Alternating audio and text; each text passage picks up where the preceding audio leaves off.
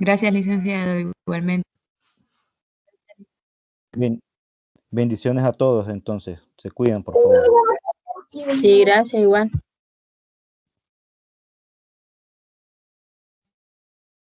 Bien, Ok, mi colega Samuel. buenos días. Gracias, licenciado Marvin, por las palabras y por la aclaración, ¿verdad? Respecto a algunas actividades, algunas fechas y algunas indicaciones. Bueno, reforzando un poco con lo que mencionaba el coordinador Marvin, ¿verdad? No hay que confundir, ¿verdad?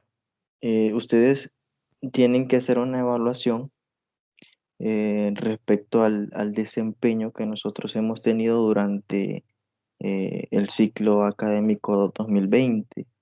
El ciclo académico termina el otro año, ¿verdad? Por las diversas situaciones que ustedes ya fueron conocedores. En este caso, lo de la pandemia, lo de la tormenta, ¿verdad? Fueron situaciones que eh, pospusieron un poco el fin del ciclo. Entonces, por esa razón, se ha extendido el ciclo para que finalice aproximadamente en enero, ¿verdad? Más tardar.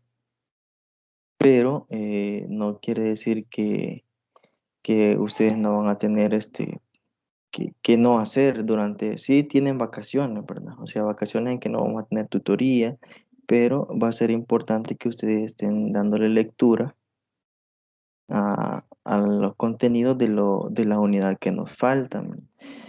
Si ustedes se fijan dentro de la plataforma, estamos en la unidad número 5, ¿verdad?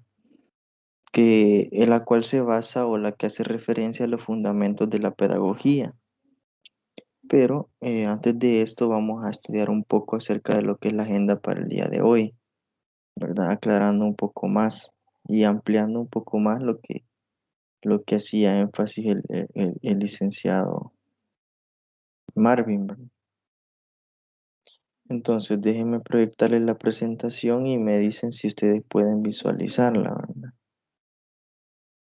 ¿Pueden visualizar la presentación? Sí, Sí, licenciado. licenciado.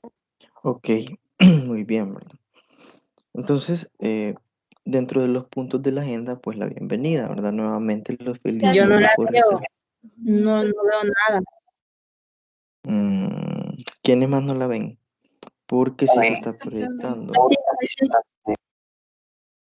Hola, hola, hola, ¿quiénes más no ven? Ahorita sí ya se ve. Vaya, que yo creo que es cuestión de cada uno del internet, ¿verdad? El momento o la capacidad que uno tenga de su internet, porque muchas veces estamos conectados del teléfono, entonces es demasiado difícil, a veces falla por la zona. Entonces la imagen va a llegar un poco más tarde. Entonces dentro de los puntos a tratar en la agenda es la bienvenida, ¿verdad? La bienvenida es importante, ¿verdad? Porque se hace un poco de acercamiento a ustedes y felicitarlos nuevamente por estar puntual en la tutoría, ¿verdad? Ya que es la última de, del ciclo, perdón, del año, ¿verdad? La última tutoría del año. Nos quedan pendientes, pero esta creo que se va a desarrollar el próximo, en enero, ¿verdad? Entonces las preguntas de la tutoría 5 tienen hasta el 9 de enero para poder entregarlas, ¿verdad? A las 23:59, o sea, a las 11:59. Si ustedes ya pasan de las 12, ya va a ser difícil que ustedes puedan entregar. Entonces, notificarle a ustedes que la tutoría 6 se va a desarrollar el día sábado 16 de enero. Entonces, ustedes tienen que estar sabedores de que ese día nos vamos a volver a escuchar con la última tutoría, ¿no? Entonces, en el periodo de vacaciones se habilitará la unidad 6, lo que les estaba mencionando, ¿verdad? Para que revisen y lean los materiales, ¿verdad? Y empiecen a hacer el trabajo de investigación. Entonces, ustedes quizás durante todo el ciclo no han dado una lectura muy profunda a los materiales, pero en esta ocasión sí va a ser indispensable que ustedes lean los materiales de la unidad para que puedan darle solución al trabajo, ¿verdad? En este caso va a ser un trabajo de investigación. En este momento voy a corroborar en la plataforma, aunque lo dudo, ¿verdad? Porque esas son actividades de la tarea de la unidad número 6. Entonces, hasta el momento tenemos habilitada bueno, ya por cierto, ya califiqué los ensayos, ¿verdad? No sé cuántos han visto ya sus notas respecto a al ensayo. ¿Quiénes ya vieron sus notas?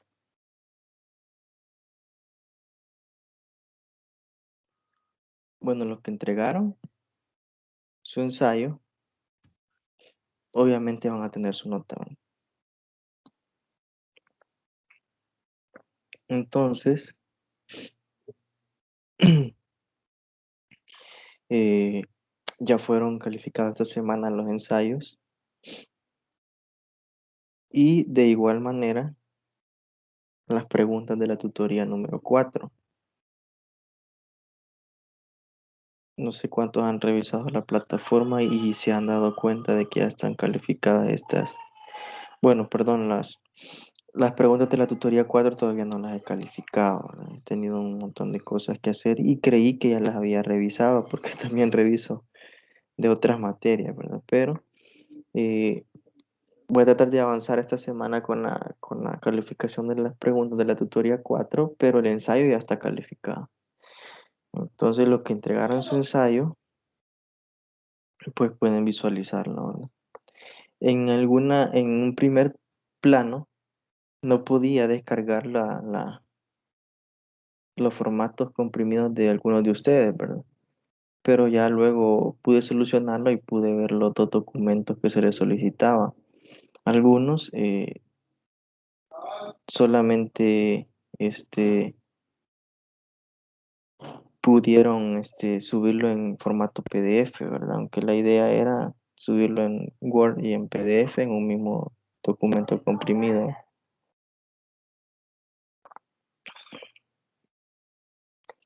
Bueno, y sí, sí, claro, adelante. Mire, solamente, en efecto, las notas ya aparecen, pero la nota del examen sigue sin aparecerme. La nota del examen, del parcial. Ajá, del Vamos a ver. parcial. Vamos a ver. Primera prueba ordinaria.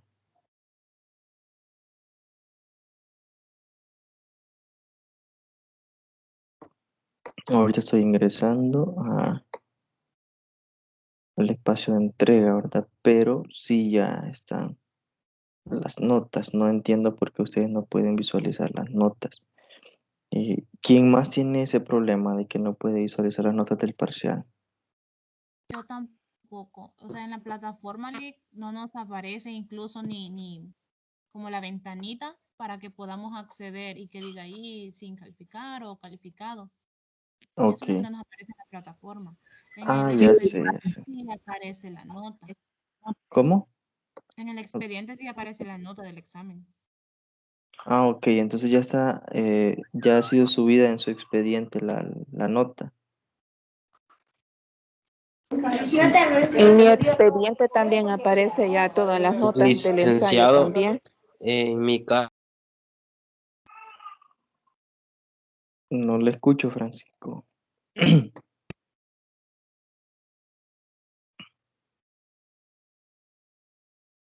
Hola, hola.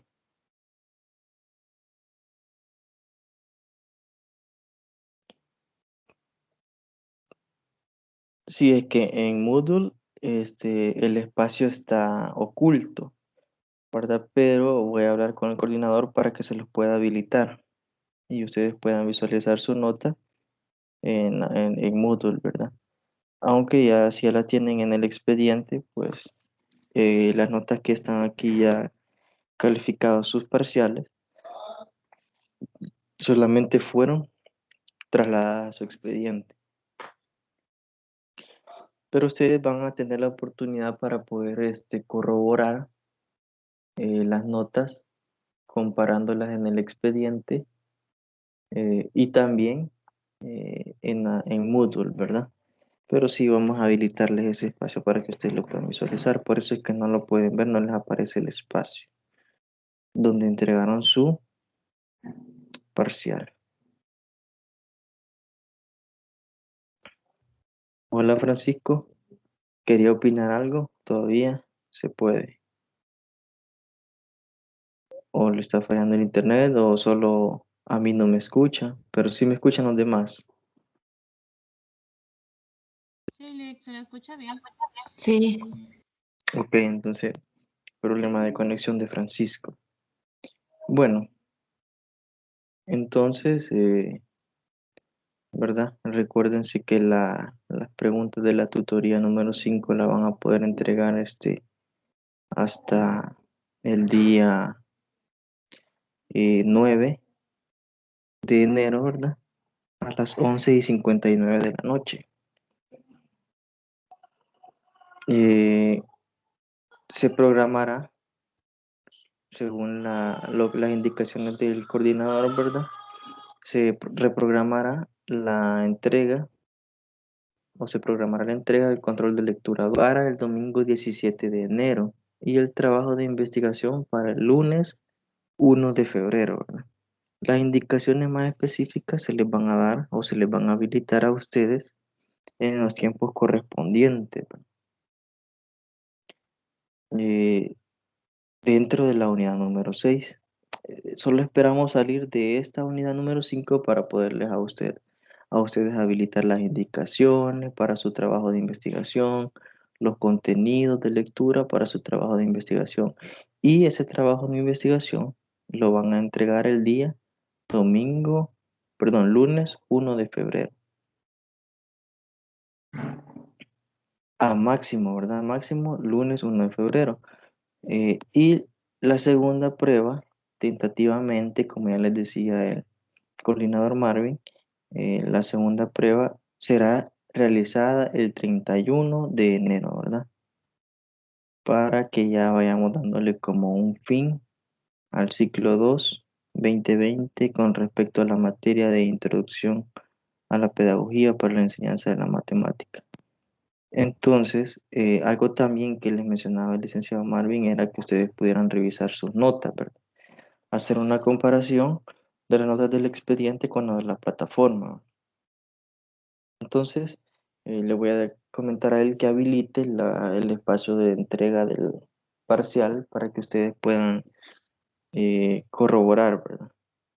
Sus notas y pues de algún dado caso hay alguna equivocación, ustedes me lo hagan saber de manera inmediata, ¿verdad?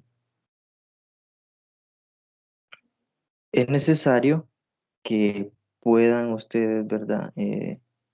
Ser conscientes al momento de poder revisar sus notas, como ya se los mencionaba el coordinador, ¿verdad? Hacer una comparación de las notas que tienen en el expediente con las notas que tienen en la plataforma. Hay muchas veces que hay errores, ¿verdad? Y no estamos exentos a cometer errores, ni la plataforma también, en que puede haber alguna desconfiguración y puede que a ustedes les aparezca, por ejemplo, 0.70. Eso no quiere decir que esa sea su nota. Cuando les aparezca así es que ustedes tienen 7, ¿verdad? O si, por ejemplo, ustedes tienen 0.85, no quiere decir que ustedes tengan solo 0.85 del 10% o del 10 que pretenden alcanzar, ¿verdad? Sino que ha habido una pequeña desconfiguración. Por eso es importante que, ya tomando en cuenta todos estos aspectos que pueden suceder, ustedes comparen sus notas, ¿verdad? Entonces yo le voy a comentar al licenciado Marvin, ¿verdad? Que él pueda habilitarle a ustedes en la plataforma eh, el espacio donde ustedes entregaron su parcial, porque todos no lo pueden visualizar o porque está oculto, ¿verdad? Entonces nosotros se los vamos a publicar a ustedes para que puedan comparar, porque ya ustedes me dicen que lo tienen en el expediente, la nota, pero no pueden verlo en la plataforma. Entonces es por eso, ¿verdad? Pero ya se los vamos a habilitar para que ustedes puedan hacer su comparación y estén un poco más tranquilos, pues. Recordarles por segunda vez que la prueba 2 se va a realizar el domingo 31 de enero, ¿verdad? Y qué más, bueno, responder a las dudas puntuales, ¿verdad? Sobre el control de lectura 2. Y ustedes tienen la obligación de poder leer los archivos base para el control de lectura 2, ¿verdad? Entonces, eso es necesario que ustedes puedan tomarlo en cuenta para poder realizar su control de lectura número 2. Como les decía, posteriormente solo damos finalización a esta unidad 5 y se les van a habilitar la unidad 6 en cuanto a contenido se refiere y a tareas y evaluaciones, ¿verdad? Con respecto a su trabajo de investigación para que ustedes lo puedan desarrollar, ¿verdad? Entonces, dentro de los contenidos que vamos a discutir este día, lo que vamos a tratar este día, pues está lo que es la historia de la pedagogía, ¿verdad? Los orígenes, la época feudal y la reforma. Además de la pedagogía tradicional, la pedagogía moderna y la pedagogía contemporánea. También hacer un esquema sobre los grandes pedagogos de la historia. Vamos a revisar un esquema también, ¿verdad? Y contribución y dar ejemplos, vamos a dar ejemplos acerca de la educación o cómo ha ayudado la pedagogía en la educación matemática. También vamos a ver unas definiciones respecto a lo que se encuentra en el material de la unidad número 5, acerca de del psicoanálisis y el análisis. Entonces, la unidad número 5, como ya se los recalcaba, se titula Los fundamentos de la pedagogía. Entonces, la historia de la pedagogía, eh, los orígenes y la época feudal de la reforma, ¿vale? Entonces, primero hay que definir, y creo que en sesiones anteriores definíamos qué era la pedagogía, ¿verdad? Entonces quiero que me ayuden ustedes con qué decíamos que era la pedagogía.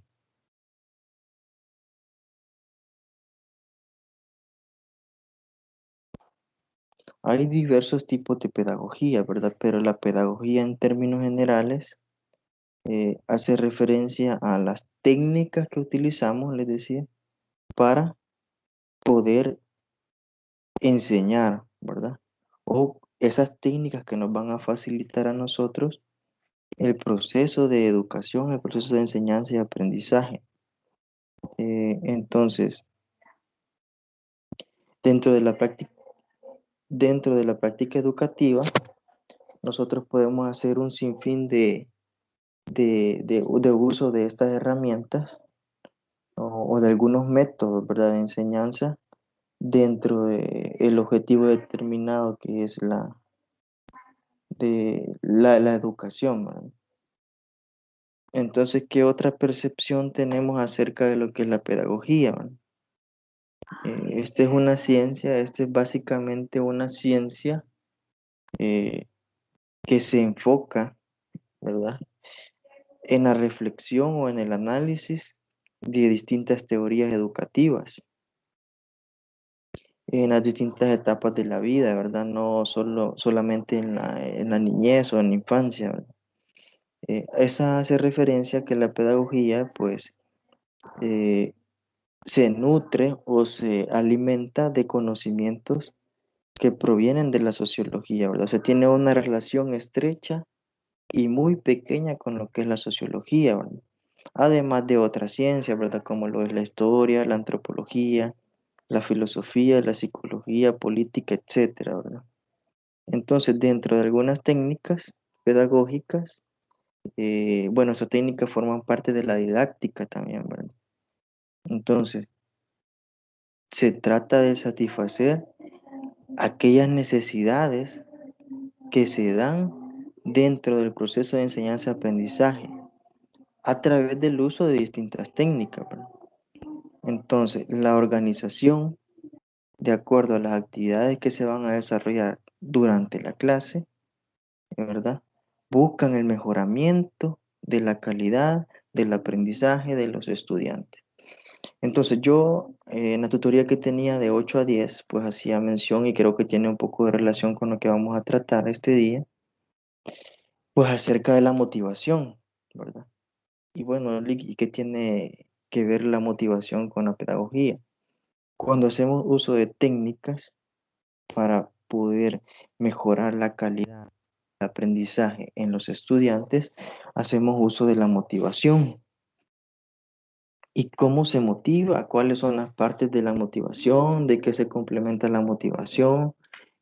¿Cómo afecta o cómo influye de manera positiva la motivación en la calidad educativa del proceso de enseñanza y aprendizaje, ¿verdad? Entonces, es importante tener en cuenta, o bueno, nosotros como futuros docentes, andar siempre, les decía yo a mis estudiantes desde la primera tutoría, en la bolsa lo que es la motivación, pero no dejarlo solo en la bolsa la motivación, sino que día a día sacarla y ponerla en marcha, ¿verdad? Creo que hay algunos acá que estuvieron, bueno, algunos alumnos que también tienen la otra materia con mi persona y le van a entender, o bueno, ya saben de lo que estoy hablando, ¿verdad? Entonces, la motivación es el pilar fundamental para poder desarrollar eh, el interés educativo o el interés emocional y personal de cada uno de los estudiantes. Entonces, ¿cómo voy a motivar yo a los estudiantes? Hay un sinfín de motivaciones, hay un sinfín de técnicas o de habilidades que nosotros podemos poner en práctica para poder motivar al estudiante, motivar al niño, ¿verdad? Yo les ponía un ejemplo y les hacía referencia a que yo tuve la oportunidad de trabajar con niños de cuarto grado, ¿verdad? O sea, si todos nos ponemos a analizar, son niños de 10, 11, 12 años, 13 lo más, ¿verdad? Eh, y uno tiene que tener un cierto tipo de cuidado al momento de poder buscar una motivación general dentro del aula, ¿verdad?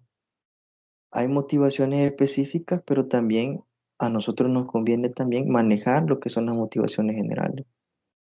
Entonces, yo lo que hacía, y se les voy a comentar a medida de ejemplo, un poco adentrándose a este tipo de técnicas para mejorar eh, el proceso de enseñanza y aprendizaje, ¿no?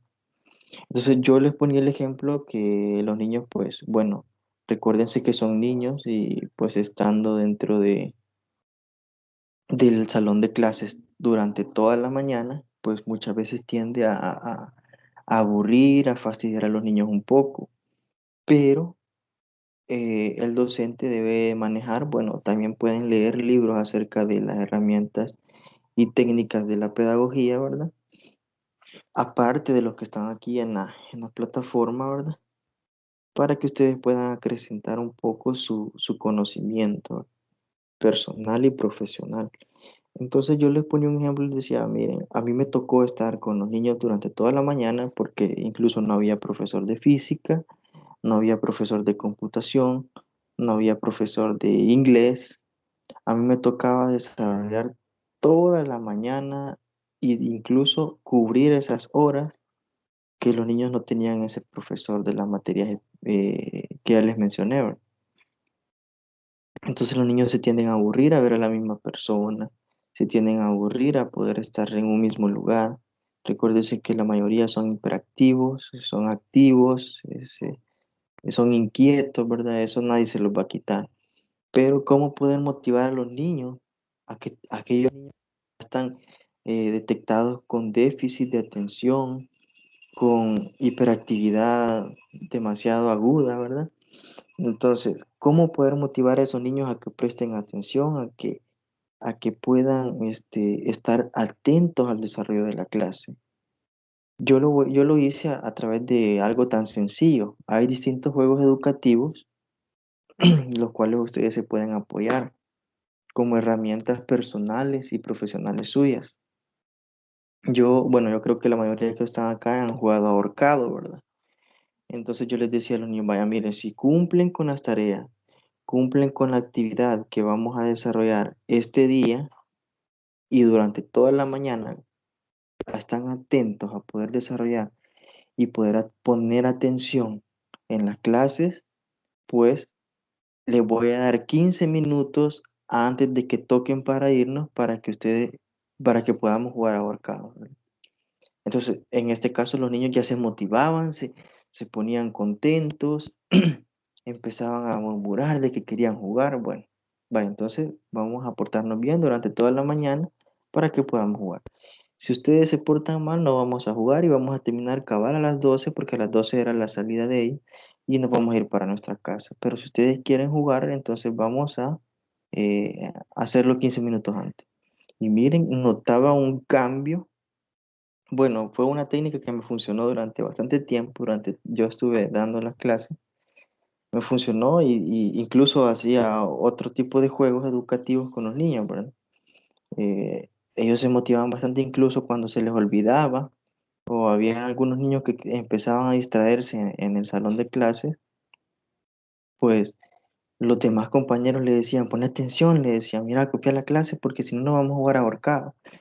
Y entonces entre ellos mismos empezaban a formar, eh, a ser parte fundamental de este proceso de enseñanza y aprendizaje, porque recordemos que el proceso de enseñanza y aprendizaje no solo se refiere a que yo voy a llegar como maestro a dar una letanía de contenidos y ese es el aprendizaje. No, el aprendizaje se puede dar de diversas formas, a través de la experiencia, a través de la lectura, a través de la observación, ¿verdad? Entonces, ya ellos empezaban a corregirse entre ellos mismos, empezaban a razonar, a ser conscientes, ¿verdad? Y a no perder el enfoque para que iban a estudiar. Entonces al final yo les ponía la palabra y en manera ordenada al niño que yo señalara, ¿verdad? Al que estuviera en silencio, a ese lo señalaba y él tenía la oportunidad de dar una letra. Y así, poco a poco, entre todos iban formando la palabra. Si ellos, bueno, los motivaba el doble, porque les decía, si ustedes adivinan la palabra antes de que toquen, pues, pero de manera ordenada, si lo empiezan a hacer de manera desordenada, ya no vamos a jugar, ¿verdad?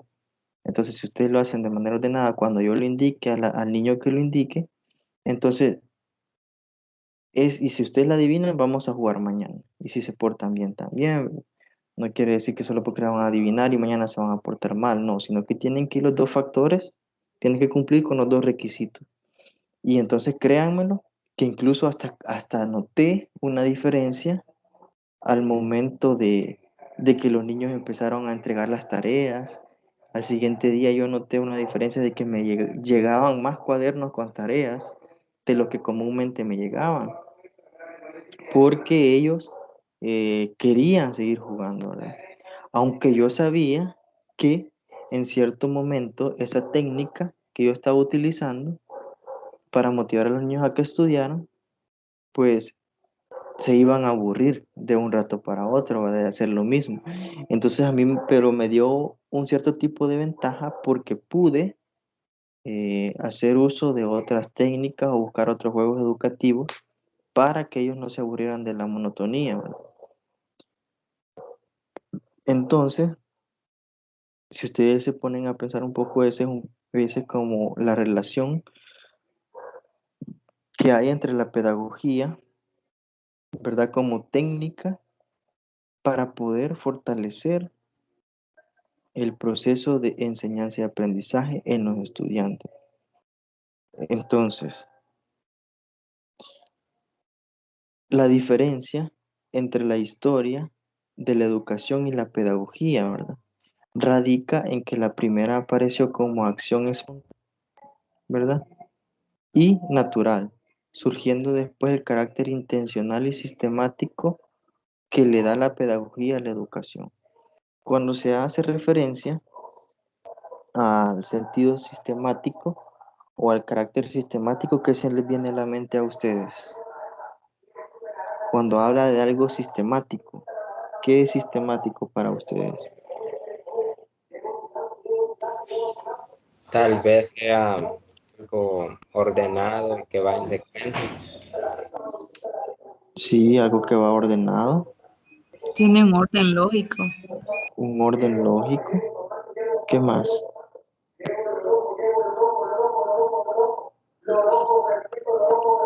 Vaya, entonces a mí, bueno, como la historia de la educación, ¿verdad? Hace referencia a que a que la educación nació en un primer plano, ¿verdad? De una manera natural. O sea, no quiere decir que como se empezó en los tiempos anteriores, la educación es ahora. La educación ha surgido y ha tenido un sinfín de cambios, ¿verdad? Muy significativos, ¿verdad? Aunque la educación antes, y un rasgo que cabe rescatar de lo que era la educación, que ya se los he mencionado, es la educación o el aprendizaje a través del castigo físico, ¿verdad? Bueno, yo no quiere decir que esté tan viejo, ¿verdad? Pero alcancé a recibir aquel castigo que lo sacaban al sol al niño, tenerlo parado. Bueno, que me sacaban a mí o me ponían en una esquina con las manos levantadas. Incluso logré recibir unos reglazos porque tenía un profesor de matemática que él estaba, eh, bueno, él tenía un metro de madera y con eso nos pegaba si no entendíamos los contenidos, entonces de matemática. Entonces, quieras o no, era un cierto tipo de motivación, quizás un poco rigurosa, ¿verdad? Pero no quiere decir que no sea efectiva. No sé qué tenía ese método, pero en realidad funcionaba, porque el hecho de no querer recibir un castigo a nosotros como estudiantes nos hacía interesarnos y poner atención con lo que se estaba viendo en ese momento. Entonces, la educación nació en primer plano como de manera natural, ¿verdad? A través de castigo, a través de los distintos tipos de edades, ¿verdad? Por ejemplo, el respeto hacia la persona mayor, entonces vos tenés que obedecer a lo que yo digo, pero luego surgió, eh, o bueno, quizás eh, iba relacionada, pero surgió de manera sistemática, de manera ordenada, como ustedes ya lo dicen, lo que es la pedagogía, ¿verdad? De la educación. Y la pedagogía ya dijimos que son aquellas herramientas, aquellas técnicas que yo voy a poner en marcha dentro del proceso para favorecer el aprendizaje en los estudiantes. Cuando se hace referencia a lo que es sistemático es como ustedes ya lo dijeron, ¿verdad? Que hace referencia a un conjunto de pasos ordenados, algunas normas o procedimientos. Entonces, la pedagogía hace su aparición en la escena educativa en el momento de refinar técnicas y métodos para transmitir un conocimiento, así como teorizar sobre los hechos educativos que se presentan en cada momento histórico. Entonces, la educación tiene su origen en las comunidades primitivas y el punto de referencia se encuentra cuando el ser humano pasa del nomadismo al sedentarismo, ¿verdad? Ya que la caza y recolección son las principales fuentes de alimento y supervivencia. Y los elementos principales que influyen para abandonar el carácter errático del ser humano y que éste se estableciera en lugares estratégicos para proveer de alimento a la comunidad. Bueno, creo que ahora la sociedad ha cambiado y con respecto a lo que es la educación también. En primer término, bueno, en algunas comunidades primitivas, el hombre es el que salía a cazar el alimento y la mujer se quedaba en casa cuidando al niño o haciendo algunas actividades, eh, ¿verdad? Propias de la casa, ¿verdad? Del hogar. Pero bueno, eso se mantuvo hasta quizás aproximadamente los años 80, 90. Por ahí ya se fue tomando en cuenta un poco más como participante activo a la mujer, ¿verdad? Ya no solo en actividades eh, políticas, sino que también económicas, ya se fue adquiriendo un poco, ya se fue adentrando un poco lo que es la mujer en trabajos que normalmente los hombres los hacían. Ya se fue rompiendo como un poco los esquemas, ¿verdad?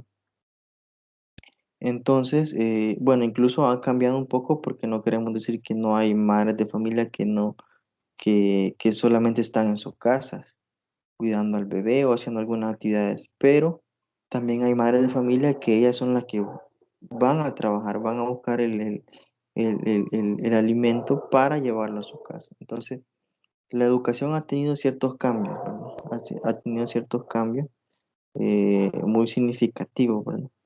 Pero es importante que definamos lo que es el nomadismo, porque son palabras que quizás podemos decir, licenciado, yo nunca he escuchado esas palabras, pero el nomadismo hace referencia a una característica, ¿verdad?, de algunos pueblos, en especial los pueblos primitivos, de comunidades primitivas, que consiste en ir de un lugar, ¿verdad?, a otro, sin establecerse, o sea, sin tener un hogar propio o un lugar donde estar siempre, ¿verdad? De forma permanente, ¿verdad? Entonces, ahora tenemos que definir lo que es el sedentarismo. ¿Qué es el sedentarismo? El sedentarismo básicamente es como un poco eh, la comodidad, ¿verdad? El estiramiento, ¿verdad? Eh, y esto tiende a poder darnos una percepción diferente de lo que es el nomadismo, ¿verdad? Entonces, la definición de sedentarismo hace referencia a la manera en que viven las personas, ¿verdad? Al modo de vida de las personas, ¿verdad? Aquellas que están cómodas, aquellas que no hacen un poco de actividad física. Entonces, si podemos comparar, las comunidades primitivas eran demasiado movimiento, incluso no estaban en un solo lugar, sino que se trasladaban, caminaban a veces kilómetros y para poder llegar a otro lugar, bueno, y ellas decían aquí me quiero quedar y aquí vamos a estar un tiempo, luego ya se movían, así, ¿verdad? En cambio, el modo de vida actual es un poco sedentaria, aunque no en su mayoría, ¿verdad? Entonces, este es una forma social de cómo podemos vivir los seres humanos dentro de una comunidad, ¿verdad? El establecimiento de un lugar. Muchas veces hacemos uso del nomadismo sin ni siquiera darnos cuenta que estamos haciendo uso del nomadismo. Y muchas veces hacemos uso del sedentarismo sin saber que somos sedentaristas. Porque hay personas que obligadamente tienen que mudarse de un lugar a otro y a otro. A veces, muchas veces por su trabajo tienen que estar viviendo en un lugar, luego en otro, luego aquí, luego allá. Bueno, y muchos somos eh, sedentaristas, ¿verdad? Los que vivimos en un solo lugar, ¿verdad? Que tenemos nuestro hogar y pues ya nos establecemos permanentemente. Entonces, aquí hace referencia, bueno, no, en los materiales de lectura ustedes se van a dar cuenta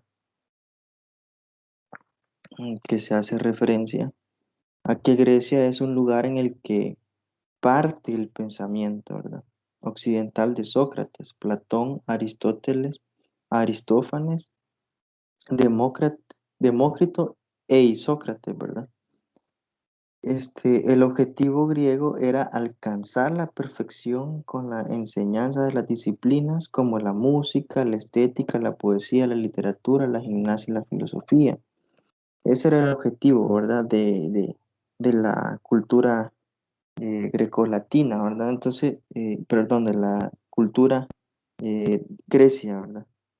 Entonces, hay diferencia entre la cultura de este país, del área de Grecia, con la cultura latina, porque muchas veces la educación pierde un poco lo que es el sentido.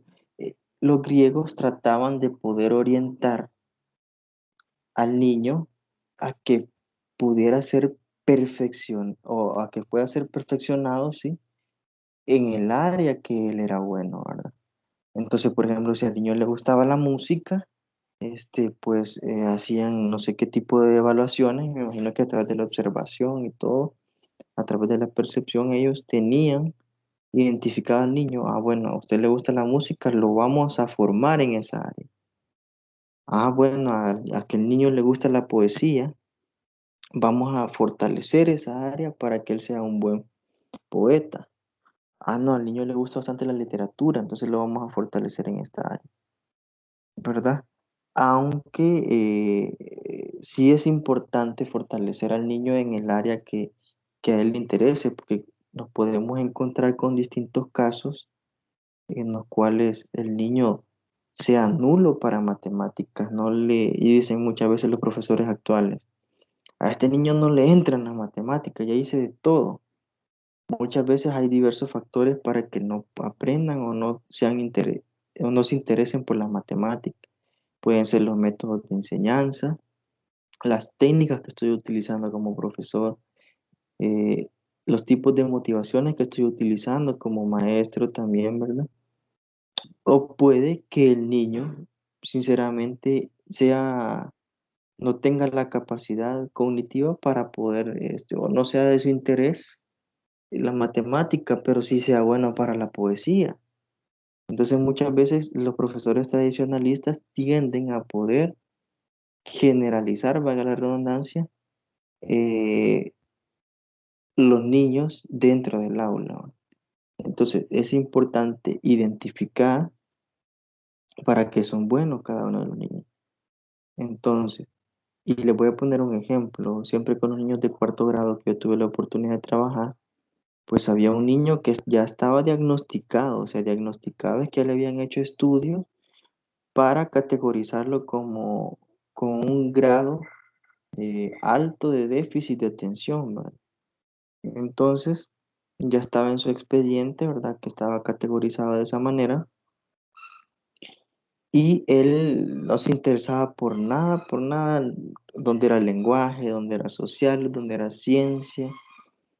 Yo identifiqué que a él le gustaba, incluso le gustaba más la matemática, física, o sea, cuando era actividad física él a veces no hacía nada y todo, pero cuando ya era actividades de números, de procesos, él les entendía demasiado rápido. Entonces yo identifiqué como maestro el área en la cual yo podía fortalecer el aprendizaje en este niño, ¿verdad? Entonces yo lo tomé como, por decirlo así, mi discípulo, ¿verdad? Y lo anduve, le decía, vaya, colabóreme en la clase de matemáticas, usted va a estar a la par mía, usted va a escribir lo que yo le diga en la pizarra, ¿verdad? Y va a poder resolver los ejercicios no solo conmigo, sino que también con la ayuda de los demás compañeros. Y vieran que él se interesaba bastante, aunque ciertamente se distraía muchas veces, ¿verdad? Porque también ya estaba categorizado como de esa manera, pero con el déficit de atención, pero logré captar mucho eh, la, ¿verdad? La atención del estudiante, ¿verdad? No solo porque, no, este niño no es bueno para el estudio, no.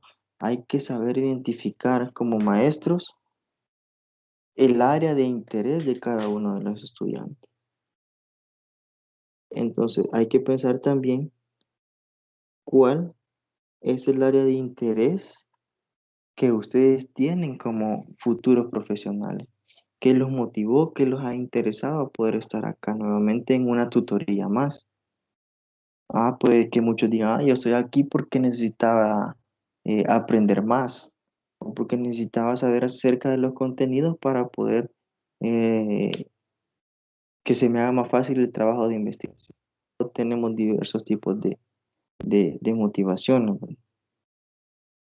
Entonces, dentro de la época feudal, bueno, esto tiene que ver un poco con lo que es la historia de la pedagogía, ¿verdad? Se hace referencia que para los siglos XII y XIII surge la escolástica, ¿verdad? El pensamiento que tenía como función reconciliar la creencia y la razón, ¿verdad? La religión y la ciencia. Es en este momento donde se deteriora el feudalismo, cobrando importancia el comercio y los oficios y dando un paso a la creación de universidades medievales donde la iglesia cambió de rumbo educativo al conferir ciertos privilegios, facilitándoles recursos materiales a cambio de su presencia en las escuelas y las fundaciones propias de las universidades. Entonces, alguien que haya leído los materiales y que me diga qué entendió por feudalismo.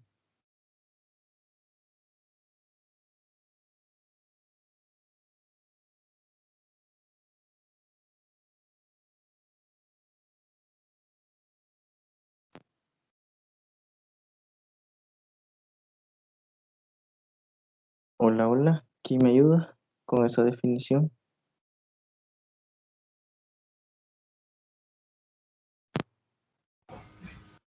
Lo que yo entiendo es que los territorios estaban, digamos, como divididos por feudos y había un señor y los demás, trabajaban para este señor, los habitantes de dicho territorio.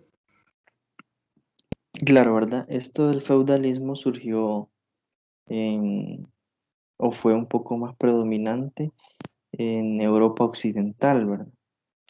Entonces, eso se centraba a una denominación del sistema político, ¿verdad? Y siempre estableciendo lo que son las clases, las distintas clases sociales, ¿verdad? Entonces, la sociedad en el feudalismo, dentro de las clases sociales, eran tres, ya lo que usted estaba mencionando, ¿verdad? Está la nobleza, ¿verdad? Clero y la población campesina, ¿verdad? Eh, que no varía mucho, ¿verdad? Con nuestra sociedad actual. Tal vez los nombres han cambiado, ¿verdad? Pero si nosotros hacemos un pequeño análisis, están aquellos que tienen todo, ¿verdad? Que tienen los recursos, que tienen, híjole, un sinfín de entradas, por decirlo así, de dinero. Están los de término medio, que somos los que quizás no vivimos ni bien ni mal, ¿verdad? Pero tenemos las condiciones indicadas para vivir.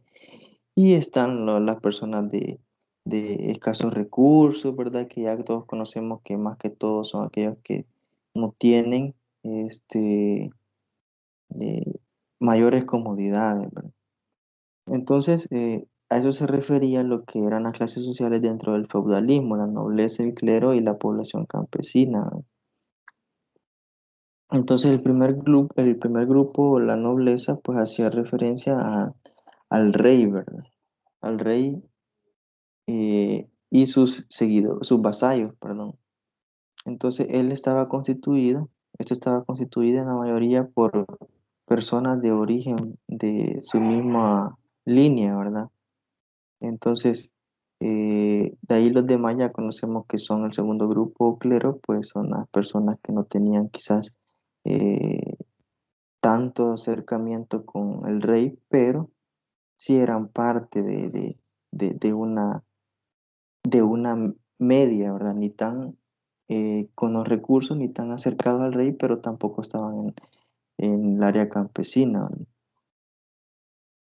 Entonces, el feudalismo surge como un poco de forma de organización social y política que se basa en las relaciones entre los vasallos, ¿verdad? Y los señores feudales, los que tenían el control, ¿no? Entonces, a su diferencia, ¿verdad? Luego surgieron de ello, ¿verdad? En ese momento, cuando se deterioró o se debilitó un poco el feudalismo con el paso de los años, cobró un poco de importancia el comercio, los oficios, ¿verdad? Ya se fue un poco más generalizando este cierto tipo de situaciones, ¿verdad? Y luego surgieron lo que son las universidades. Entonces también luego surgió lo que es la reforma. Tradicionalmente, los movimientos populares heréticos habían promovido la difusión de la instrucción, ¿verdad? a fin de que cada uno pudiera leer e interpretar la Biblia, sin mediación del clero, ¿verdad? O sea que prácticamente ya no se dirigía a que solamente a través del clero se pudiera interpretar la Biblia, sino que ya era un poco más de manera de instrucción, ¿verdad? Entonces esto se dio, bueno, en Inglaterra también John Wycliffe en el año de 1320 y 1384 había auspiciado que cada uno pudiera convertirse en teólogo, ¿verdad? Y en Bohemia, Jans en el año de 1374 y al año, bueno, en ese periodo, en 1374 y 1415, había dado una aportación concreta a la instrucción, ¿verdad? Codificando la ortografía y redactando un silabario. En ese año fue que empezó a surgir lo que era el silabario, ¿verdad? Pero hay que recordar o hay que también tener en cuenta qué es la instrucción, ¿verdad? Entonces, ¿qué es la instrucción para ustedes?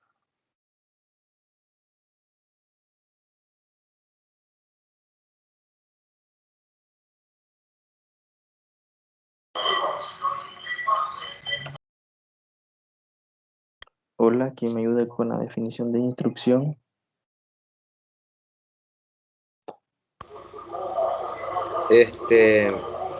Bueno, en el documento decía de que no había una instrucción de manera formal hasta, hasta este periodo de la reforma en adelante, que ya se proponía que hubiera formalmente maestros y alumnos. Claro, ¿verdad? Entonces, con el surgimiento de la reforma, como ya muy bien lo mencionaba Francisco, ¿verdad? Se da un poco más de categorización, ¿verdad? De que hubieran alguien que instruyera la educación, ¿verdad? Ya que la instrucción es un término, ¿verdad? Que hace referencia a los sinónimos enseñar, ¿verdad? Adoctrinar, ¿verdad?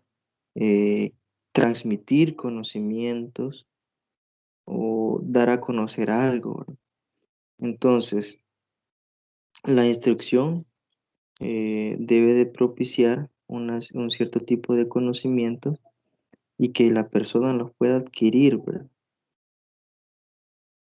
Dentro del proceso, ¿verdad? O sea, que nosotros también como maestros tenemos que tener la capacidad para poder instruir al alumno, para poder orientarlo, para que éste pueda desarrollar su propio conocimiento, ¿verdad?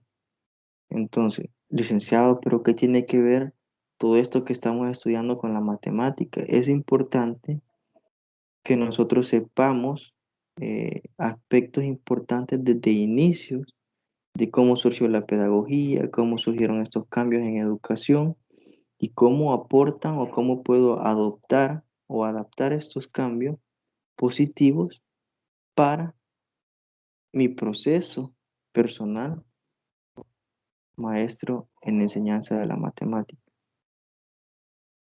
Entonces luego surge la contrarreforma, ¿verdad? Bueno, la contrarreforma, bueno, hay un apartado en el contenido que ustedes, bueno, dieron lectura o van a dar lectura. En el año de 1484 y 1531 se publicaba un libreto para la instrucción y la educación cristiana, ¿verdad? De los niños. Pero en Alemania Martín Lutero tomará una posición respecto a elaboraciones de sus colaboradores, ¿verdad? Entonces, ¿qué es la contrarreforma? Hay que definir qué es la contrarreforma, ¿verdad? A ver, Francisco, usted que leyó el material, ¿qué es la contrarreforma? ¿Cuál es el significado de la contrarreforma?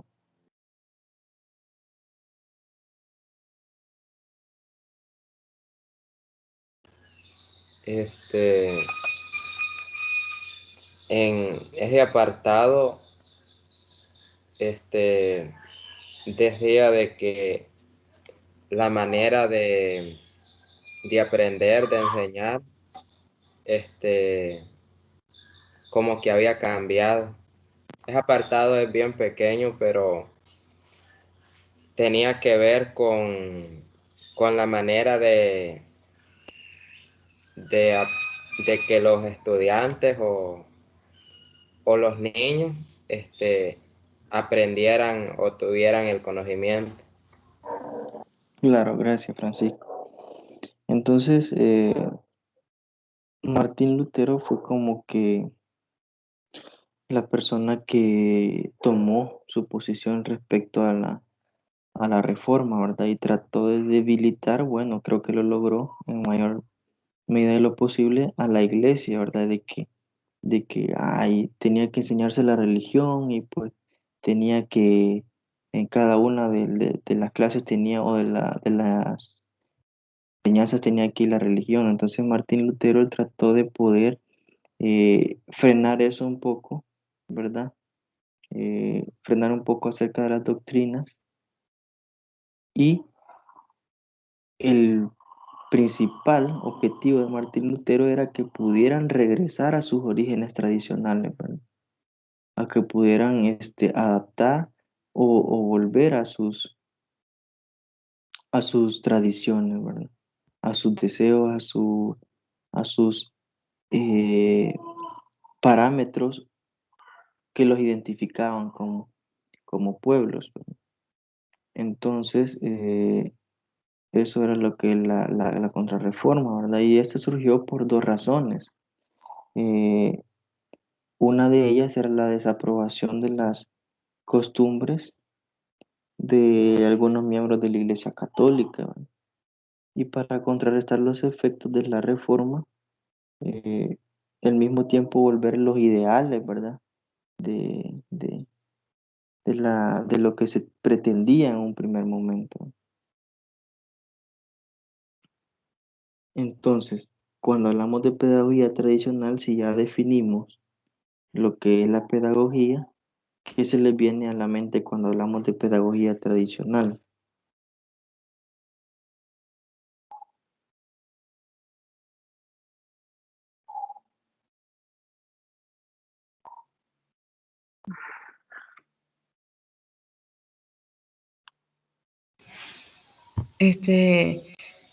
Más que todo donde el maestro era como el principal protagonista del aprendizaje enseñanza y los alumnos simplemente eran escuchantes pasivos. Claro, Oye, ¿verdad? ujú. Claro, ¿verdad? Gracias.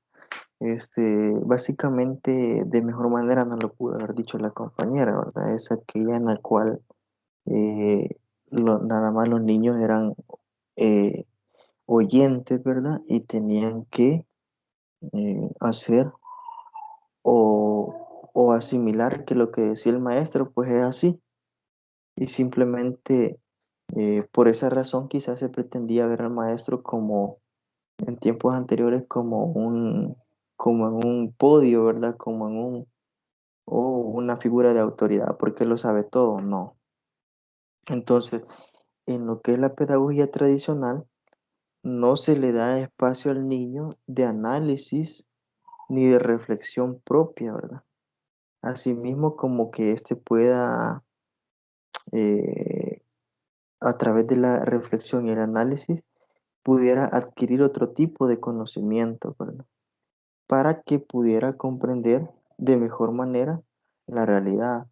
Entonces se limitaba al niño, ¿verdad? A que pudiera analizar un poco, a que pudiera ser un poco analítico y poder interpretar problemas reales. Entonces, si nos ponemos a pensar dentro de nuestro sistema educativo nacional, ¿cuántos de los maestros son tradicionales? Ya les he mencionado en ocasiones anteriores que nosotros bueno, ustedes cuando salgan, ¿verdad? De su carrera, pues van a ir con toda la motivación del mundo. Van a ir, bueno, yo voy a cambiar el sistema educativo, yo voy a cambiar el sistema de dar las clases, ¿verdad? Tradicional, ya no va a ser tradicional. Bueno, eso lo podemos hacer en nuestro caso personal, pero muchas veces el sistema nos absorbe a nosotros. Y como lo dicen, una sola golondrina no hace nido, una sola no va a poder cambiar el sistema educativo. Esto es un papel fundamental de cada uno de nosotros y el compromiso que tengamos con la vocación, ¿verdad? En la cual ustedes van a buscar las estrategias, los métodos y los contenidos, cómo adecuarlos al tipo de niños, ¿verdad? Que yo tengo, ¿verdad? ¿Qué herramientas voy a utilizar? ¿De qué recursos didácticos me voy a apoyar para llamar la atención de los niños, ¿verdad? En este caso, pues se pretende ya con la nueva era, pues, el poder hacer que el niño reflexione, hacer que el niño pueda analizar respecto a diversas situaciones que tienen relación con la realidad. Entonces, ¿qué características o cuáles son las características de la pedagogía tradicional, ¿verdad? Dentro de la pedagogía tradicional eh, hay una serie del parte del maestro de imposición, ¿verdad? Se impone de que esto es así y esto es así, esto es negro y esto es negro, ¿verdad? Entonces, puede decirse que el maestro no da pauta al niño a que pueda dar su opinión, ¿verdad? Entonces, y que aparte de imponer esto, se tiene que reproducir porque así ha sido, así es y así va a seguir siendo, ¿verdad? Entonces, en este caso de la pedagogía tradicional, el maestro únicamente es transmisor de conocimiento, ¿verdad? En teoría eso quiere decir. Entonces, el niño nada más asimila, tabula la información, ¿verdad? Interpreta la información que recibe de parte del maestro, ¿verdad? Entonces, eso cuando el maestro envía el mensaje y el niño lo recibe, como lo dice el maestro y así debe de ser, pues entonces a eso se refiere la famosa educación bancaria, ¿verdad? Ese es el término de la educación bancaria, aquella que nada más el maestro deposita el conocimiento en el niño. No hay una pauta para que éste pueda analizar y que pueda exponer sus propias ideas. Entonces, ¿cuándo comienza la pedagogía tradicional, verdad? ¿O cuáles fueron los inicios de la pedagogía tradicional? Bueno, se dice que la pedagogía tradicional empezó en Francia, según la historia. Y pues, si no mal recuerdo, en el siglo XVII y XVIII, ¿verdad? Eh, y ahí tiene que ver un sinfín de situaciones, ¿verdad? Pero más o menos en ese año, en esos siglos, fue que se fue eh, tomando énfasis la pedagogía tradicional, o se fue fortaleciendo, ¿verdad? Entonces, el modelo tradicional es aquel que trata de poder transmitir y se concibe la enseñanza como un verdadero arte, ¿verdad? Y el profesor nada más es como, bueno, perdón, que el maestro no da la pauta para que la educación sea vista como arte, sino que simplemente, como ya se los mencionaba, establece, impone, ¿verdad? Y se trata de poder hacer que los niños adquieran la educación a través de la imposición, ¿verdad? Todo lo contrario es lo que, bueno, la pedagogía tradicional, aquí está lo que les mencionaba, ¿verdad? Cuándo surge y en qué momento, ¿verdad? Y en qué lugar. Entonces, todo lo contrario de la pedagogía tradicional, ¿verdad? Es lo que se pretende que el niño haga en la educación que nosotros conocemos como eh, que se desarrolla en el sistema educativo, que se trata de desarrollar en el sistema educativo, ¿verdad? Trata de poder orientar al niño a que él mismo sea el creador de su propio conocimiento. Tampoco quiere decir que yo como maestro voy a llegar al salón de clase y pues voy a decir, como el niño es el propio creador de su propio conocimiento, que hay que ver qué hace, hay que ver qué hace en el salón, ¿verdad? Y en el salón un gran desorden, no. Nada más debemos de ser orientadores para que ellos mismos, por sus propios medios y desarrollen sus capacidades cognitivas e intelectuales, puedan adquirir esos conocimientos a través de la experiencia, a través del análisis, a través de la observación, ¿verdad? A través de la interpretación, ¿verdad? Entonces, este tipo de educación, ¿verdad? Se establece a partir de la desconfianza del mundo adulto y quiere en principio separar de él al niño para hacerle vivir de manera pedagógica y apegada a la religión en un lugar puro y esterilizado, ¿verdad? Eso es lo que es la pedagogía tradicional. Entonces, la pedagogía moderna, ¿qué es la pedagogía moderna? ¿Quién me ayuda con lo que es la pedagogía moderna?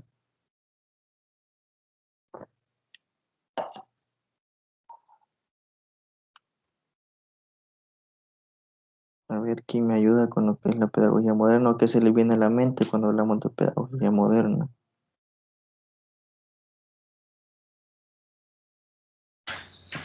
Que no manifestaba el control del maestro.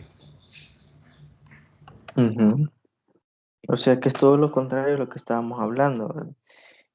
¿Alguien más? ¿Qué se le viene a la mente con lo que es la pedagogía moderna? Si les estoy diciendo de que es todo lo contrario a la pedagogía tradicional. En este caso quizás ya se tome en cuenta más la opinión o el estilo en que como el alumno adquiere el conocimiento, se toma en cuenta también el proceso que lleva de aprendizaje, su reflexión o análisis que toma con respecto a lo que se está viendo. Que, como dice usted, que es muy diferente a lo que era la pedagogía tradicional. Claro, ¿verdad? ¿Alguien más que quiera dar su opinión? Bueno, más que todo quizás se refiere a las nuevas corrientes educativas, tanto en metodología o también en las nuevas formas de concebir el aprendizaje de los niños, y ahí entra todo lo de la teoría de la cognición y después la social. Entonces, como que si todo eso venía evolucionando y se iban fusionando en la nueva pedagogía. Y así ha venido siempre desde entonces, desplazando un poco a poco, no de un solo, la pedagogía tradicional, que aún hoy todavía siguen rasgos de la pedagogía tradicional, digamos que no se ha erradicado completamente. Claro, ¿verdad? Entonces usted mencionaba algo muy importante que hacía referencia, ¿verdad? Con lo que está en el material. Y pues básicamente la pedagogía moderna viene a tratar de romper, ¿verdad? Con aquellos esquemas establecidos por la pedagogía tradicional, ¿verdad? Entonces, básicamente esta pedagogía moderna, pues, fue impulsada por los jesuitas, ¿verdad? En primer plano, y esta surge eh, con los cambios de mentalidad, ¿verdad? De la época, ¿verdad? Entonces, esto se da más que todo a mediados del siglo, si no mal recuerdo, 21 o 19, ¿no? Si no mal recuerdo. Pero es importante tomar en cuenta cómo viene la pedagogía moderna a tratar de romper con los esquemas tradicionales de lo que era la educación por imposición, la educación que no daba la pauta para poder analizar, reflexionar, dar su punto de vista, dar sus aportes, que todo lo contrario a lo que hacemos incluso en esta modalidad, ¿verdad? Porque si ustedes se fijan, aquí tratamos de poder darles a ustedes la libertad de expresión, siempre respetando, ¿verdad?, los parámetros establecidos, ¿verdad? Porque, por ejemplo, no vamos a hablar acá de temas de fútbol cuando en realidad lo que estamos eh, queriendo hablar es acerca de la educación, ¿verdad? O los diversos tipos de pedagogía, ¿verdad? Entonces, se da un análisis respecto a lo que es la pedagogía moderna que surge, ¿verdad? Con la necesidad que se ve para poder cambiar la tradición, ¿verdad? Aquellos cambios de, de mentalidad. Se trata de poder fortalecer aquellos cambios de mentalidad eh, y poder favorecer el desarrollo de la educación de una manera más favorable, ¿verdad? Entonces, el sujeto, si nosotros hablamos del sujeto de estudio de la pedagogía moderna, nace, ¿verdad? Con el concepto del niño, ¿verdad? Obviamente el niño, el estudiante, debe de ser instruido, ¿verdad? Entonces, el objeto o el sujeto, perdón, de la pedagogía moderna siempre va a ser el estudiante. Siempre va a ser el niño, el estudiante, el educando, ¿verdad? Como usted lo quiera llamar. Entonces, con las nuevas tecnologías, también se han, o bueno, las nuevas tecnologías, como por ejemplo la manera en la que nosotros estamos estudiando o llevando a cabo esta tutoría, pues es una herramienta tecnológica, ¿verdad? Que nos ayuda nos facilita el proceso de enseñanza-aprendizaje y este es indispensable tanto para el docente como para ustedes como alumnos, ¿verdad?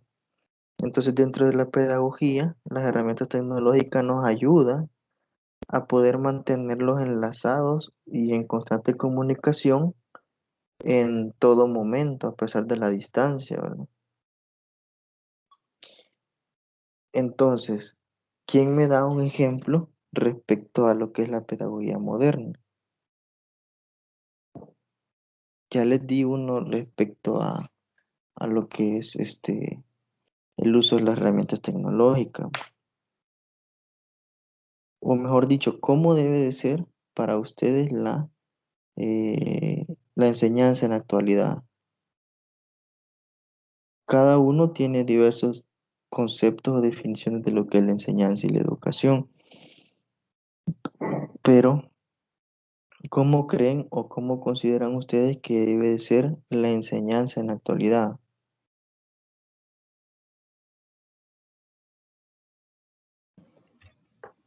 Buenos días, licenciado. Buenos días. Me gustaría dar mi punto de vista. Fíjese de Claro. que yo que en cuanto a, voy a hacer mi análisis en cuanto a educación básica. Creo que en básica habrían muchas cuestiones que mejorar en cuanto a la educación moderna, porque no se utiliza el uso de herramientas tecnológicas. Creo que de esa manera los niños despertarían un interés adicional a cada asignatura, porque sí, en básica sí se han quedado, creo yo, con el método tradicional, a pesar de que sí hay existencia de herramientas tecnológicas, ¿verdad? Y todo lo demás, ¿verdad? Porque hay, no solamente es el uso de las herramientas, sino también el de saberlas utilizar, ¿verdad? A modo de que los jóvenes se sientan más atraídos. Y en cuanto a nosotros, pues yo creo que estamos bien, estamos haciendo uso de la pedagogía moderna, porque de una u otra manera no nos detenemos. Siempre vamos saliendo adelante y logrando los objetivos, ¿verdad? Mediante el uso de la tecnología. Claro, ¿verdad? Hay diversos factores que pues se mencionan o hay que mencionar con lo que usted mencionaba. Hay muchos maestros que, bueno, la pedagogía moderna se ve obstaculizada muchas veces por diversos factores, ya sea por la preparación del docente. Hay maestros que pues incluso no saben manejar una computadora, no saben hacer ni siquiera una presentación. Entonces, obligadamente, ellos tienen que prepararse, ¿verdad? Para poder responder a las necesidades actuales, que el manejo de la tecnología ya no es un lujo, sino que ya es una necesidad, más que todo en el ámbito de la educación. Con esto de la pandemia nos venimos a dar cuenta de que obligadamente algunos tuvieron que romper sus esquemas y salir de su zona de confort para poder aprender cosas nuevas, por ejemplo, el uso de herramientas tecnológicas. eh, Tuvieron así, me encontré a un maestro, bueno, una maestra que ella es como, podría decirse, de una religión católica. Y pues con esto de la pandemia ella me dice, mire, nosotros tuvimos que ver cómo hacíamos obligadamente a poder hacer uso de la tecnología. Me dice, nos ha favorecido porque como usted decía, ¿verdad? La compañera que nos dio su punto de vista, no nos detenemos, ¿verdad? Ya no nos detenemos, me decía ella. Ya pues estamos en constante proceso, ¿verdad? En constante evaluación también acerca de los procesos de enseñanza y aprendizaje, ¿verdad? Y cómo podemos hacer para mejorarlos, me decía ella. Y ella me decía, fíjese que nosotros estamos evaluando cada cierto tiempo el desempeño de las maestras y los maestros, me decía. Y quieras o no, nos sentimos motivados. Al principio, me decía, nos veíamos como un poco intrigados, un poco frustrados, pero ahora me dice, ya pues estamos desarrollando la educación virtual, me decía, que era algo que ni siquiera lo imaginábamos, me decía ella. Entonces, obligadamente hay distintos factores, ¿verdad? Puede ser que muchos maestros no tengan interés en poderse formar en cuanto a las nuevas tecnologías, ¿verdad? O las herramientas tecnológicas. O hay algunos que digan, no, ya a mi edad, pues ya no, que no sé qué. Entonces, eso obstaculiza lo que es el desarrollo de la pedagogía moderna, de la educación moderna, ¿verdad? O de la verdadera educación.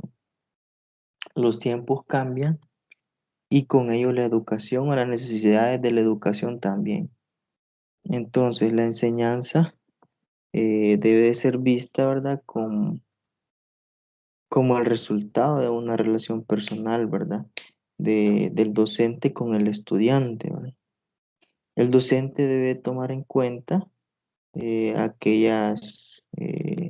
o bueno, el contenido primordialmente y luego la aplicación de las técnicas y estrategias didácticas que forman parte de la pedagogía moderna para poder enseñar y a la vez aprender, ¿verdad? Acerca de lo que yo quiero que el estudiante desarrolle o lo que ellos quieren desarrollar.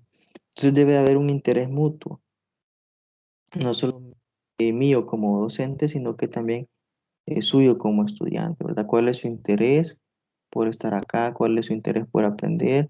Entonces debemos de hacer uso de la tecnología. Y en otras materias, pues que también soy parte de ellas, pues se está enseñando a los alumnos a poder hacer uso de herramientas online, ¿verdad? De forma gratuita para que puedan desarrollar un sinfín de actividades, ¿verdad? Por ejemplo, el desarrollo de esquemas, el desarrollo de presentaciones, el desarrollo de infografías, ¿verdad? Etcétera, ¿verdad? Entonces, eso es lo que trata la pedagogía moderna, ¿verdad? Entonces, la pedagogía moderna, aquí tenemos una pequeña visión de lo que es la pedagogía moderna. ¿Quién me ayuda con la lectura de esta diapositiva, por favor? Bueno, licenciado. Yo, licenciada. Dale, Hola, compañera. compañera. Vale, Bueno, dice, gracias. la pedagogía, se movió la lámina. Se movió. No, ahí está. Pero Ahora, hoy sí está bien. bueno, Dice, la pedagogía como movimiento histórico nace en la segunda mitad del siglo XIX. Reconoce serios antecedentes hasta el siglo XVIII, pero se afirma y cobra fuerza en el siglo XX, particularmente después de la Primera Guerra Mundial, en 1914 y 1918. Sin embargo, la pedagogía general, combinada con la historia, tiene entre sus misiones la de intentar un esquema que haga las veces de brújula para orientar a los educadores en el laberinto de los sistemas y técnicas pedagógicas que surcan nuestra época. Gracias, gracias. Si logramos hacer un pequeño análisis de lo que acá se está enfocando, pues básicamente la pedagogía de manera general, y es importante, aquí nos da las pautas y el punto principal de por qué es importante la pedagogía general combinada con la historia de la educación y también con la historia de la pedagogía, ¿verdad? Porque ellos tratan de poder darnos aquel, ¿verdad? O aquel mapa, aquellas luces para que podamos seguirla, ¿verdad? Porque el papel de una brújula es orientarnos hacia dónde vamos. Entonces nos dice hacia dónde vamos, hacia dónde tenemos que ir. Entonces, básicamente eso es la pedagogía, ¿verdad? Trata de poder orientar a nosotros como maestros para que podamos salir del laberinto, que podamos manejarnos bien en el laberinto grande que es la educación, ¿verdad? O sea, cómo poder hacer uso de esas herramientas a través de la pedagogía y cómo hacer uso de la didáctica, de los recursos didácticos que tengo, ¿verdad? Para poder favorecer el desarrollo de enseñanza, el proceso de enseñanza y aprendizaje. Entonces, esto lo voy a hacer a través de las distintas técnicas pedagógicas. Luego está lo que es la colaboración amistosa entre el maestro y el alumno. Debe de haber eh, una relación personal, ¿verdad? Si quieren, analicen esta lámina y ustedes me van a decir qué interpretan, qué significan. Les voy a dar un minuto para que ustedes puedan analizar esta lámina y a qué se hace referencia con esto de la colaboración amistosa entre el maestro y el alumno. Analícenla un minuto, ya vuelvo.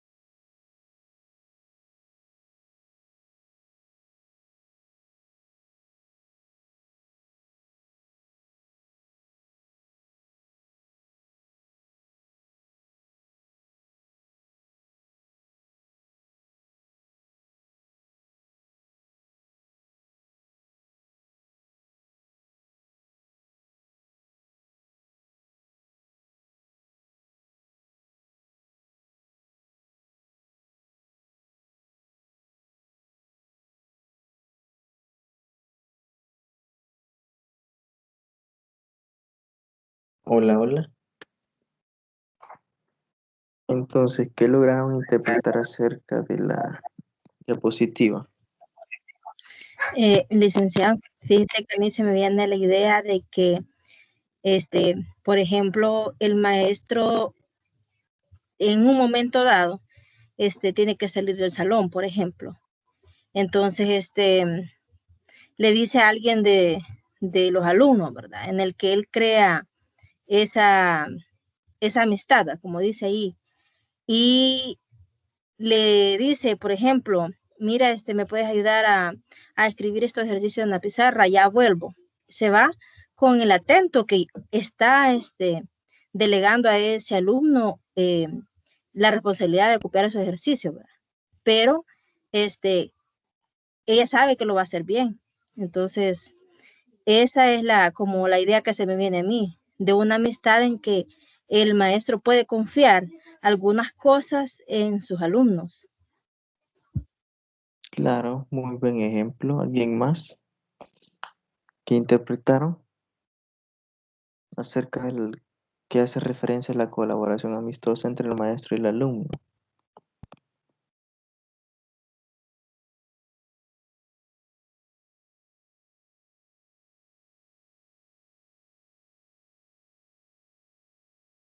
Entonces, hace referencia, ¿sí?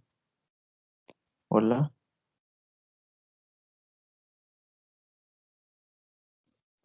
Sí, yo le escucho, no sé si mi compañero. Sí, sí, le escucho. ¿Quiere opinar? No.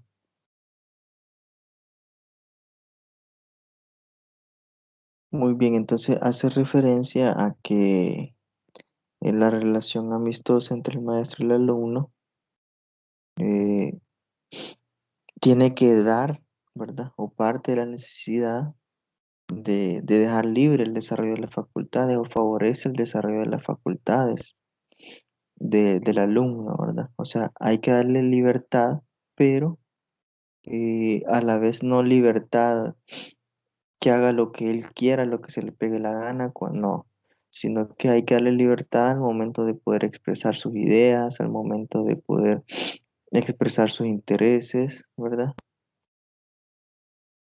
Entonces, eh, o sea, tiene que haber una orientación más no un control del maestro. O sea, sí, ¿cómo explicarles? Debemos de eh, orientar a los niños, tampoco no manipularlos, no controlarlos a que hagan lo que nosotros queremos, no. Sino que eso es parte de la pedagogía moderna, ¿verdad? Son ideales de la pedagogía moderna. Entonces, la pedagogía contemporánea en el continente americano surgen las primeras ideas, el pragmatismo y el funcionalismo con John Dewey en 1859 y en 1952, ¿verdad? La corriente pragmática y el funcional, afirmado que la validez del pensamiento se verifica en la acción considerando la mente en función de las necesidades del organismo para la sobrevivencia y apelando por ello a la interacción hombre y ambiente, ¿verdad? Entonces, hace referencia a que debe de haber una interacción entre el estudiante con el entorno, con la realidad social, con la realidad que lo rodea. Entonces, no es importante no solo encajar al niño en el salón de clases y que solo lo que se ve en el salón de clases, pues ahí queda, no.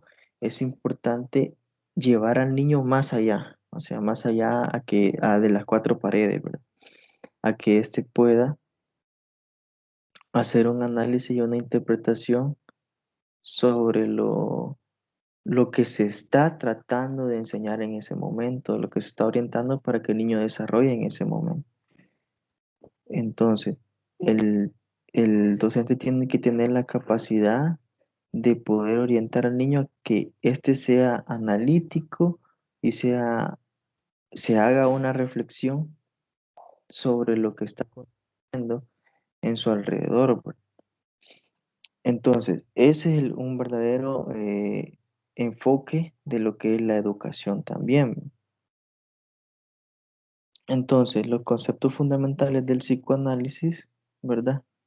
Como praxis tiene un campo de acción restringido al encuentro entre un analista y un paciente en la intimidad de una sesión.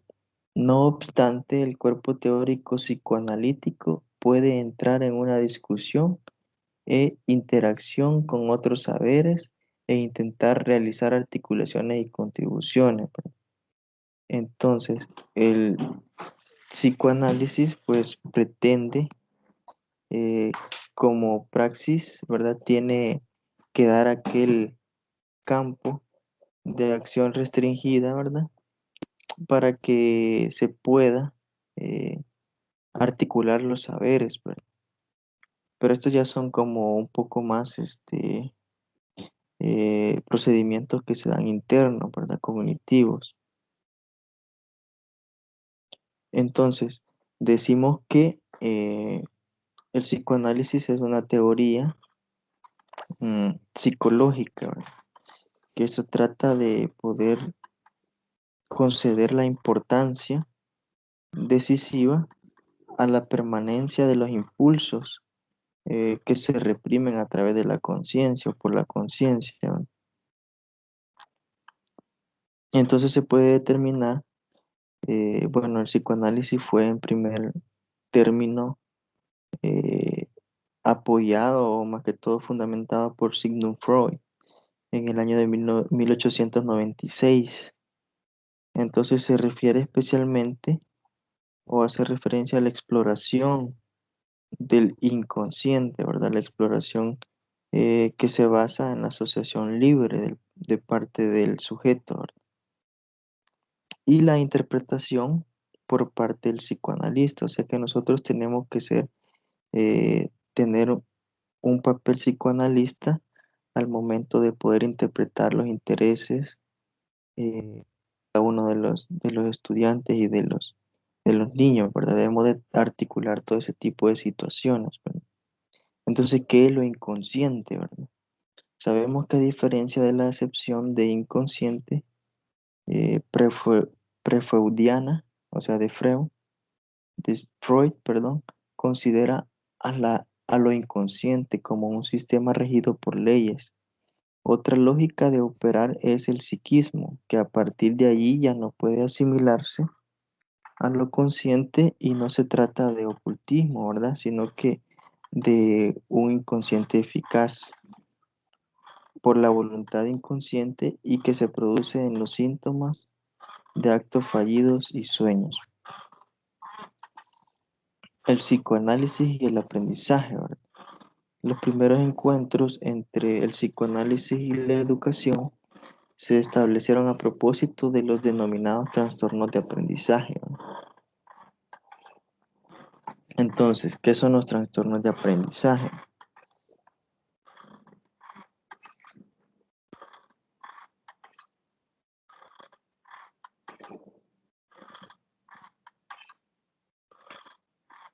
¿Quién me ayuda con los trastornos de aprendizaje? ¿Qué entienden por trastornos de aprendizaje?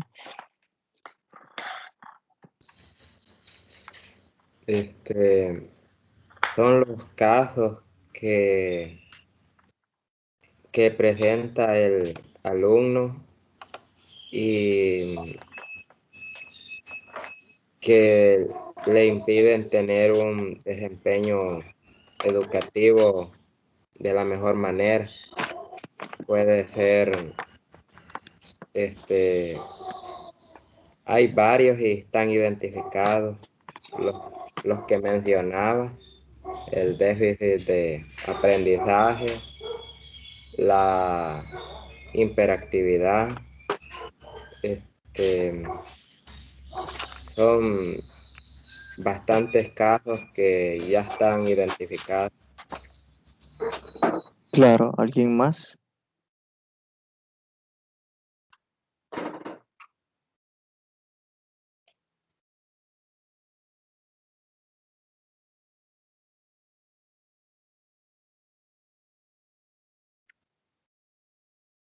Bien, en sí el trastorno de aprendizaje hace referencia, ¿verdad?, a los problemas, que como ya lo decía Francisco, a los problemas que afectan la capacidad del niño, ¿verdad? para poder recibir, procesar, analizar la información, ¿verdad? Que quiere que el niño analice, ¿verdad? Interprete. Entonces, estos trastornos de aprendizaje pueden causarle al niño dificultades al momento de poder escribir, de poder leer, de poder expresarse o de poder resolver problemas matemáticos de una manera eficaz. Entonces, las teorías de la expectativa, según Victor Brown en 1932, esta teoría aplicada al mundo del deporte significaría que un deportista estaría motivado para realizar un esfuerzo considerable cuando creyera que gracias a él llegaría a una buena apreciación del desempeño, que esa buena apreciación conduciría a recompensas por parte del club o organizaciones en las que está inscrito y que estas recompensas satisfarían o satisfacían, ¿verdad?, sus metas personales. Entonces es importante también determinar cuál es la motivación, ¿verdad? ¿Qué quiero lograr yo como maestro? ¿Qué quiero que logren los niños o qué quiero que analicen los niños y que interpreten hacia dónde quieren llegar?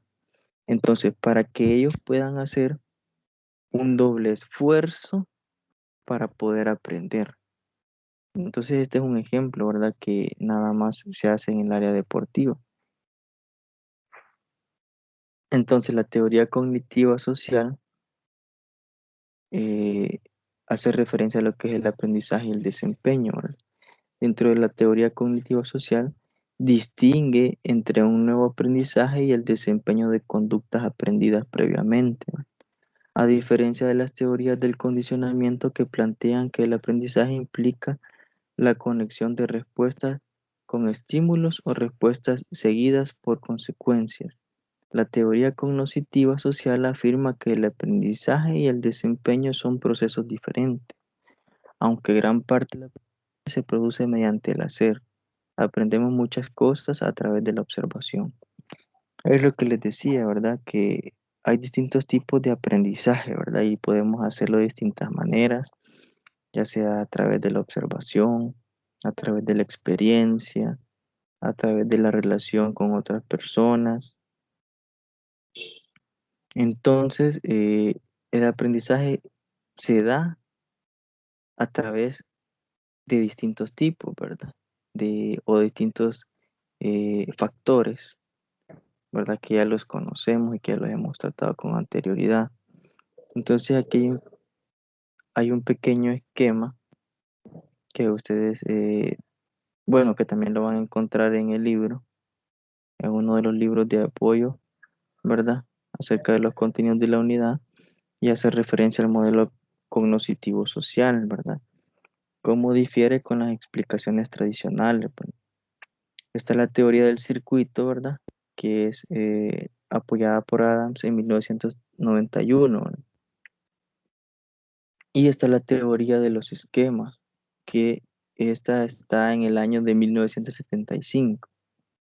Entonces, la teoría del circuito cerrado hace que las personas creen huellas perceptuales de los movimientos de habilidad motora mediante la práctica y la retroalimentación. Esta se enfoca un poco más en los movimientos, ¿verdad? Físicos o en la habilidad motora que posee cada uno de los estudiantes. Entonces, cuando la persona ejecuta una conducta, recibe la retroalimentación interna y externa y compara esta retroalimentación con la huella, ¿verdad? En cambio, en la teoría de los esquemas, las personas almacenan en la memoria una gran cantidad de información, ¿verdad? Acerca de los movimientos de habilidades motoras, los aprendices almacenan esta información en dos esquemas generales. Uno de ellos es el esquema de recuerdos, ¿verdad? Producir respuesta. Y el otro es el esquema de reconocimiento, evaluar la respuesta, ¿verdad? Entonces quiero finalizar con esta frase, ¿verdad? La tutoría del día de hoy. y la tutoría número 5, ¿verdad? Cada día es una serie de conflictos entre el camino correcto y el camino fácil. O sea, ¿verdad? Hay situaciones que se nos van a parecer a nosotros muy difíciles, pero, ¿verdad? Si buscamos la solución correcta, se nos va a hacer demasiado fácil. O sea, para cada problema hay una solución. Entonces yo quiero motivarlos a ustedes a que puedan seguir adelante con su proceso eh, académico en la modalidad de distancia, ¿verdad? Eh, y que puedan entonces seguir, ¿verdad? Adelante. Entonces, yo quiero que ustedes tengan la posibilidad de poder seguir, ¿verdad? Y que puedan cuidarse en lo que resta del año, pues y en lo que inicia el otro año. Recuérdense que nos vamos a ver el otro año con la tutoría, cualquier cosa. Yo, alguna actividad, yo se los voy a estar haciendo saber a ustedes a través del grupo de WhatsApp, ¿verdad? Para que ustedes puedan desarrollarlo de mejor manera. Cualquier anuncio, pues también se los vamos a hacer de esa manera, pues para que ustedes estén al día con todo lo que hay o con todo lo que falta de la materia, ¿verdad? Así que les deseo una feliz Navidad, unas felices fiestas, les deseo un feliz año nuevo y nos vemos hasta el próximo año, primero Dios. Como les digo, estén pendientes de los grupos de WhatsApp y de los distintos medios de comunicación para que estemos en sintonía, ¿verdad? Yo cualquier cosa les voy a estar escribiendo. Así que pasen feliz día y les deseo muchas bendiciones. Gracias, igual bendiciones también para usted y su familia. Gracias. Felices vacaciones a todos, igualmente, licenciado. Gracias por su deseo, ¿verdad? ¿Alguien más que quiera?